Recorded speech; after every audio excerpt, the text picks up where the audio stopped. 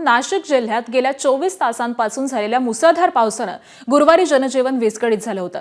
शहरात गेल्या 24 तासांमध्ये 132 मिलीमीटर पावसाची नोंद झाली आहे। गोदावरी नदीनं पहिल्यांदाच धोक्याची पातळी ओलांडली आणि त्यामुळे यंदाच्या वर्षातील पहिल्या पुराची अनुभूती नाशिककरांना मिळाली आहे। रामसेतू पूल पाण्याखाली गेलाय तर दुतोंड्या मारुतीच्या हनवटीपर्यंत गोदावरीचं पाणी गेल्याचं पाहायला मिळतंय।